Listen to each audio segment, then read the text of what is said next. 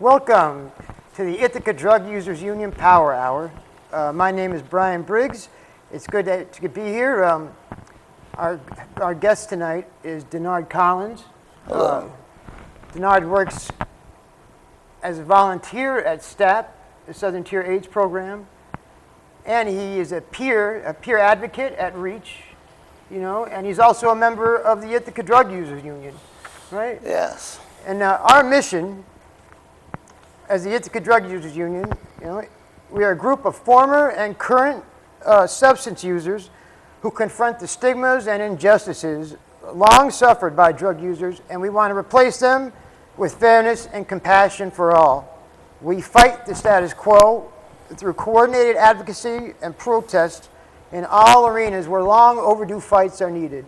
Right? Empower yourself, empower us all. So how did you get involved in any of this stuff, Denard? Well, I'm an ex-user. I've been in recovery about a year and a half. And I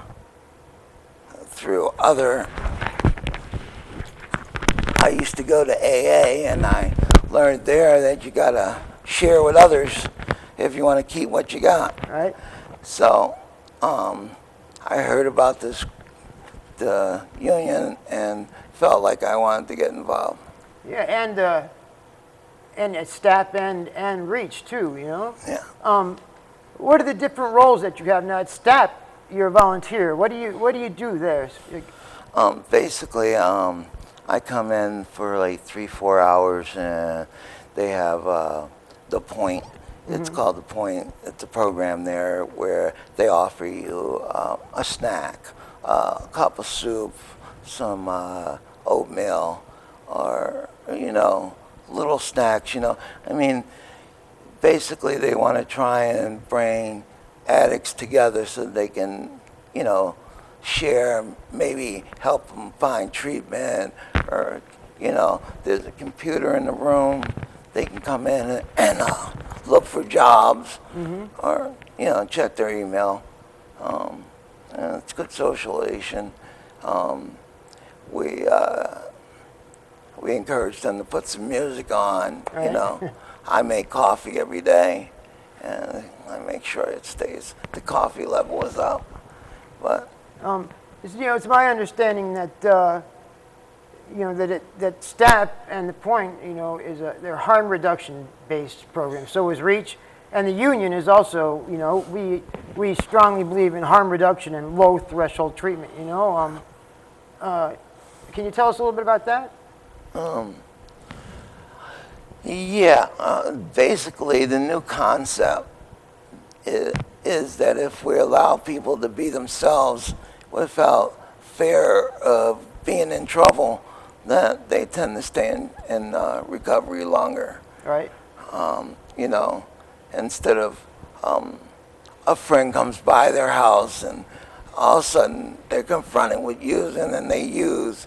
We want them to be able to come in and say, I had a bad day, I used, but, I'm back, I'm here. Yeah, there's no judgment on someone using. Yeah. It's not like if you use and relapse again, you lose everything you've gained, you've Right. fought for, right? Yeah. Yeah. And we're just trying to change people's opinions of that. Right. And what do you do at REACH? REACH, you said you're a peer advocate, right? Yeah, we get together, we go to conventions and learn about low thresholds and harm reduction. There's a whole bunch of different programs. You mean low threshold treatment, right? Yeah. Okay. And we go to Rochester, I've gone to Binghamton, and I just go to seminars and learn and be able to share that with other people. You learn stuff about harm Yeah. reduction and low threshold treatment, you mean, right? Yes. Yeah. And I can also become a paid peer at some point. All right. Well, learning this stuff, you not only are able to help other people who might come to STAP or REACH, right? Yes. It also might turn into a paying job. Right. Yeah. Employment. Yeah, it'd be awesome. Yeah, that's great. It seems like peers. I mean, someone who's equal to somebody else, right? Right, That's correct. a definition of peer. Yeah. I mean, the people who can best work with. Yeah, I mean, when you come into offices, instead of just seeing doctors and nurses and whatnot, it's nice to see somebody that's been out in the streets, somebody that knows what's going on, The trust level goes up a little bit more when they can feel more at home. Yeah, that makes so much sense. I mean, I know from my own experience, it's hard to explain certain things to a doctor, or a nurse practitioner, or even a counselor who hasn't been out there, like you or I have, Yeah. And how was I supposed to relate to them or talk to them? You couldn't understand me. But it sounds like you are able to talk to people that come into Staff and Reach. And down at Staff, there's been many a times that we get people in, they're high on drugs, and a fight breaks out or something. That staff's not really qualified to deal with something like that. I step in, talk to them on their level, I know the lingo, and I can desensitize something that might explode into something major. Yeah, well, that's great. See, I don't know if I could step in the middle of that stuff myself yet. So a little more about the Ithaca Drug Users Union. I know that you were in the Ithaca Fest parade last week. We marched together. Yeah. We it's marched kind of like together. our coming out party. How'd you think that went? I thought that went awesome. We had some of our catchphrases, the public seemed to accept us pretty good.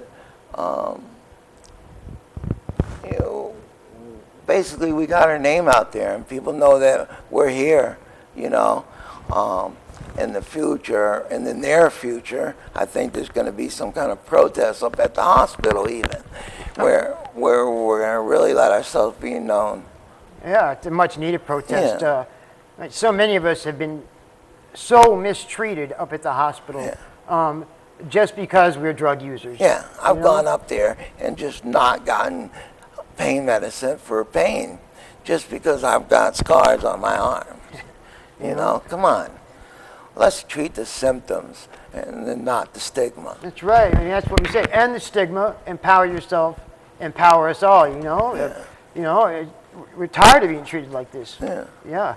And really, the war on drugs, it seems like it's slowly ending. And new treatment beliefs and ideas like harm reduction or low threshold treatment are starting to, to be more commonplace. And also there's new legal changes that are happening, not just in the United States. What do you mean? You have something? Yeah, well, all right.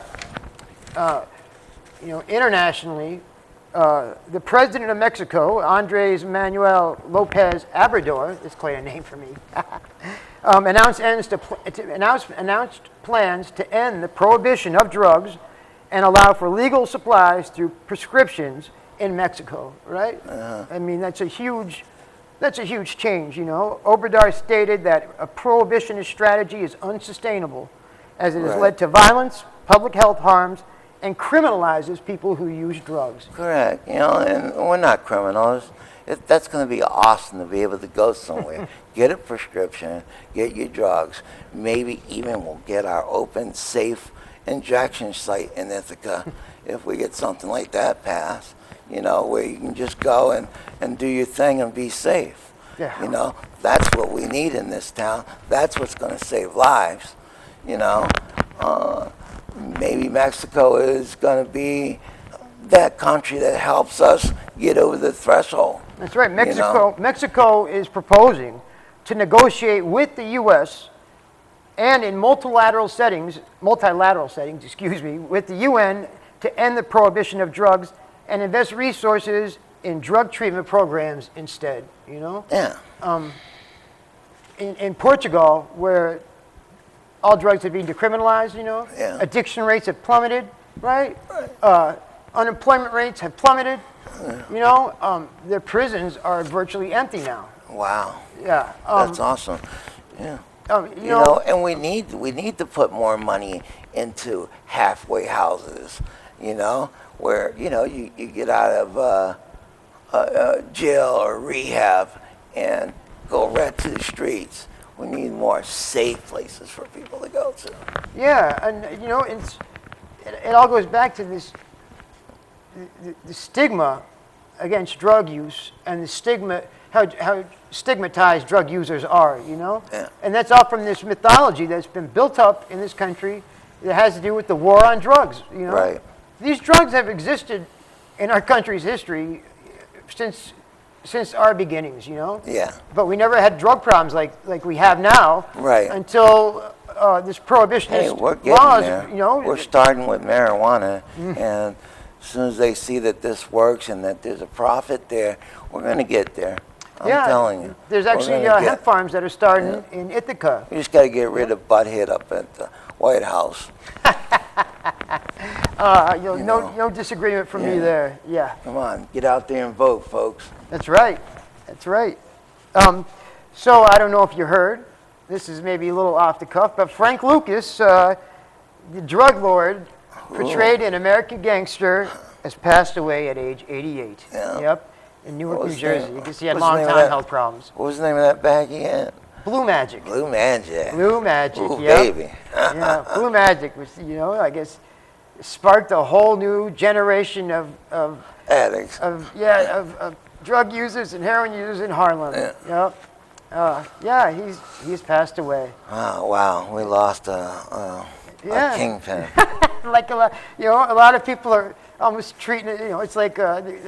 It's like a shrine at his tombstone. It's like, you think like John Lennon had just passed away or something. Or something.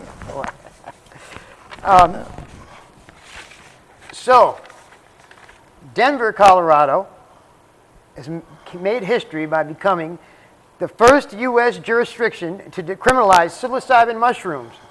Denver voters passed the Denver psilocybin decriminalization initiative, right? By 50.6% to 49.4%. What do you think about that? It looks like it just barely made it through.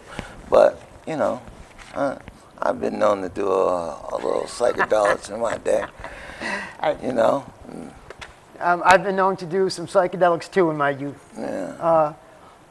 I feel like, maybe you'll agree with me that this is like almost, Denver also was one of the first cities to decriminalize Marijuana. legalize marijuana use Yeah. for medical and recreational use. I feel like they're approaching certain drugs, you call them not hard drugs maybe, Right. with a whole new attitude, right, Yeah. And maybe that's, I don't know, it's leading to decriminalization of all drugs, because right after that, Colorado's, this comes on the heels right before this. Colorado voters voted on a drug defelonization bill, right? It was passed by the Colorado legislature, and it's expected to be signed into law by Governor Jared Polis. Right? This bill would reduce simple possession of any Schedule 1 or 2 drug, right, from a felony to a misdemeanor, as California, Oklahoma, Connecticut, and a few other states have done in recent years. Nice. Yeah. That's awesome. Because once again, we're not criminals. We're not bad people. Right. We just been led down a different road, and this is where we are. Yeah. And we need other people to jump on board and just relax. Jesus. Relax is a good way to put it. Like people have talked to me about why they're against this stuff, and why they want to see these people, who are Put arrested away. for simple possession of any kind of drug, marijuana too, to be locked up and you could throw away the key. Yeah. And they're tired because maybe their house got broken into and something got stolen, right? Right.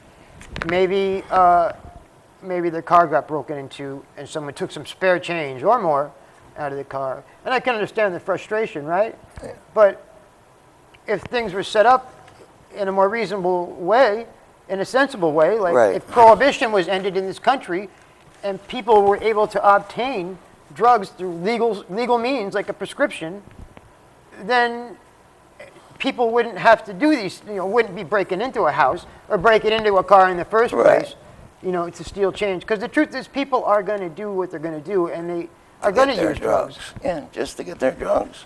Yeah. Places like Reach and staff won't have to put clothes out for people to go shopping, to go and sell the clothes so they can get their drugs, Yeah. And this kind of brings to mind to me the safe injection site, which has caused so much, turmoil and debate in Ithaca. I think it would be a wonderful thing. Why is that? Why do you think it'd be wonderful? I just think that if people can go somewhere, get some assistance on how to do it, and be on their way, then we'll save lives. Do you know that where there are safe injection sites, like in Vancouver, the first safe injection site was in a place called Insight, which is in the east side of Vancouver, a notorious, heroin zone, you might want to call it. Right. There's never been a single overdose that's led to a fatality. Not one. And that's over 1 million people have used it to safely inject at this point. That's awesome. Right. You put that in there along with Narcan, and we might wipe this whole disease out. It's funny, like what you're saying, you wipe this disease out. It makes me think of what's going on in Portugal, where people can get whatever drug they want, right, through legal means, right? Yeah. And everybody, if you propose that in this country, generally, people act like you're crazy, as if that will cause addiction rates to explode, and everybody's going to be high and on drugs, and society itself will break down. But those rates have plummeted in Portugal. Right. Yeah. I feel like all the thinking we have on this, the thinking that people have had about drugs and the war on drugs has been literally backwards. Yeah. Yeah. Yeah. Absolutely. But I mean, even if we just look at alcohol alone, they outlawed alcohol. People still drank alcohol. Mm-hmm. And then when they legalized it, it was all right. So why can't we do that with everything else? We already got the floor plan for it. I mean, alcohol, in my opinion, is the worst drug of them all. Yeah. It's led to more violence, right? Yeah. More fatalities. People die from hepatitis contracted from alcohol, right? Right. From alcohol poisoning contracted, from alcohol. From DUIs, right? And so much domestic violence. I mean, there's so many social ills and really devastation over the years that alcohol has caused. Right. Yet we view alcohol like it's a social norm. It's an accepted thing. And that's just how it is. People get a little too drunk and people do stuff. They're drinking. Right. But you put any other drug, you use the word heroin instead of alcohol. And heroin actually leads to far fewer, social ills and fatalities than alcohol, right? Even with fentanyl, that's poisoned the heroin supply. And people go crazy. I don't understand that. I mean, Yeah. Prohibition, like you said, has been proven, not to work. Right. What else you got there? I'm thinking about REACH. Right. REACH takes this approach, what they call low threshold treatment. Right. Right. Justine's awesome over there. Justine Walden, right? Yeah. Dr. Justine, she's great. This is the way to go. Bring people in, make them feel comfortable, with no expectation of not using. Right. People are going to get there. I got there. Mm-hmm. I started out on Suboxone, and then that didn't work for me. and I moved over to methadone, you know. But when I messed up with the Suboxone, if they'd have just told me to go away or violated me, excuse me, or something like that, I would have never had a chance to try the methadone and be where I am today. You know, Yeah. I'm really grateful to those folks to allow me to continue on so that I can get where I am today. You know, low threshold treatment and the way that REACH has provided it, it's not just successful. I mean, REACH is now prescribes medication-assisted treatment, Right. Suboxone or Yeah. Subutex, to 700 clients now. How which is many? 700. You know. Wow. And it's by far like the most of any other provider in the state. Yeah. You know. And that's, I think, because, if someone, in most places, if you have a urine test, if you fail a urine test, what happens? Yeah, they violate you. You get, right? You lose. Get shanking. You're right. Right. Sanction. I mean, they Take this way, take that away. maybe take away eventually they take away your Suboxone Yeah. itself, right? Yeah. Then you can't go to work. And also, 10% of people who have been kicked off of medication-assisted treatment Yeah. have overdosed. I would love to know the statistics Yeah, on that that. 10% since this crisis started, right? And how many of That's them 1 die? out of 10. I wonder how many of them die. I'm saying 1 out of 10 not overdose, but I mean a fatal overdose and died. 1 out of 10. It's crazy that someone would come to a treatment provider because they have a drug problem, right? Right. And then because they have a problem using drugs while they're engaged in treatment, they get kicked out of treatment, Yeah. off of Suboxone or methadone, right? Right. And 1 out of 10 of those people will die. Yeah. That's sad. It's shameful. Yeah. And I like the approach, at REACH, if you fail a urine test, what happens? Yeah. They just have a conversation with you, help you figure out what they can do better. Yeah, what they can do know. better, yeah. But really, they just want you to keep trying, Keep stick trying at it. it. Yeah. Yeah. One day at a time. And that's a revolutionary change of thought, Yeah. in the world of treatment. Right. Okay, I keep banging, put these down real quick. And I know how hard that is because I'm in a place that does not provide that kind of treatment, Right. and it's very discouraging. Maybe we'll have to plan a protest over there. I'm all for it. The union. Yeah. You worried about the union? Let me show you why you should be worried about us. Look for the union label. Yeah, we have our own theme song. If anybody doesn't know, we're gonna have to sing it. I wish we had the lyrics here. Yeah.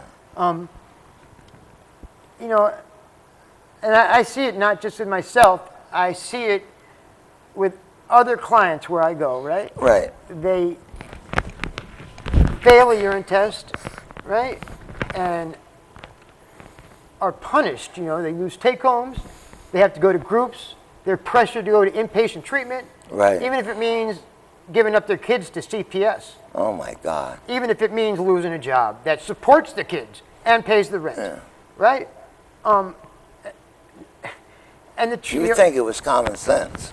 it is. It seems like it to me, right? Yeah. And it's it seems like it to you, but it hasn't seemed like that to treatment providers all these years until REACH Right. opened up, right? Yeah. And STAB came along with harm the reduction. harm reduction. Yeah. And I see the effects. I see how it changes people at the clinic where I go. Yeah. Right? I'm on methadone too. People don't want to engage in treatment. They don't trust their counselors. They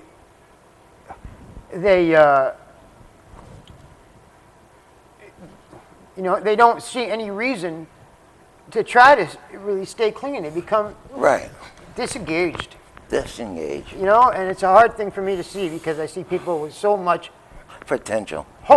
potential, hope, ready to really turn. I shouldn't say turn their life around, but ready to try something new, Yeah. Because I'm not against, people can do whatever they want. And Right. if someone can use any kind of drug and be functional and be happy, Yeah.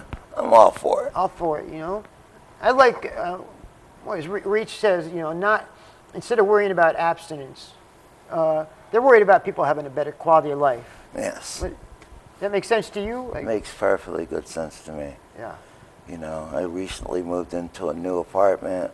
All this has happened for me because I got involved with Reach and staff, and I'm staying clean and helping others, and that's how it all works, man. You got to give it away to keep it. It doesn't even necessarily have to be in the world of treatment or other drug users. It can be, you can help in all sorts of ways, All sorts of ways. I mean, I just want medication. I just want my methadone, which is medication-assisted treatment, to help make me functional, so I can work, I can function out in the world, and